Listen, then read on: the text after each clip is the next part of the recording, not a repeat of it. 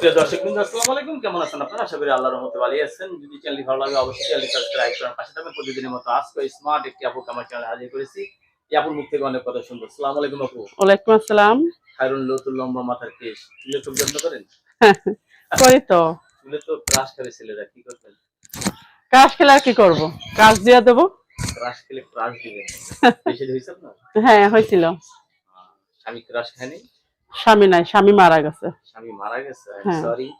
কতদিন ধরে স্বামী ছাড়া আছেন? তাও এই 1.5-2 বছর। 1.5-2 বছর ধরে স্বামী ছাড়া আছে? হুম। সংসারে ছেলে মেয়ে আছে? হ্যাঁ, একটা ছেলে আছে আমার। কি কাজ করেন আপনি এখন বর্তমানে? আমি হাতের কাজ করি, জরির কাজ করি। এই যে সংসার চলতেছে না? না, চলে না কোনো মতন আর কি, কষ্ট হয় অনেক। কষ্ট হয়? হুম। স্বামী না থাকলে নারীর চতুর্পাশ। হ্যাঁ, স্বামী না থাকলে তো অনেক কষ্ট একটা মেয়ের, অনেক। একটা বাচ্চা নিয়ে। সবথেকে বড় কষ্ট সমাজের কিছু লোকের আছে, কথা বলে, বাজে কথা বলে, ঠিক না? গরিবের বউ সবারই ভাবি হয়ে দাঁড়ায়।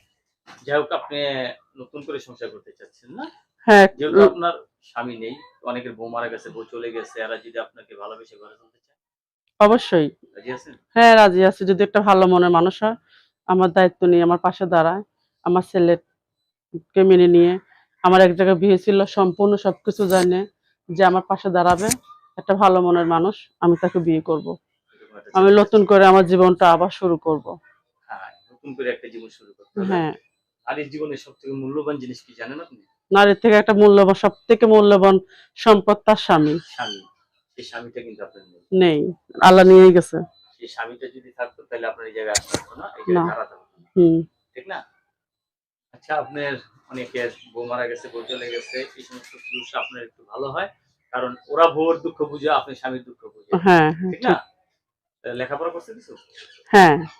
ফ্যামিলিতে কে কে আছে আপনার? বাবা মা ভাই বোন কেউ আছে? এখন আমার ফ্যামিলিতে বাবা বাবা মা এখন কেউ নাই, আমি একটা ঘর ভাড়া নিয়ে থাকি।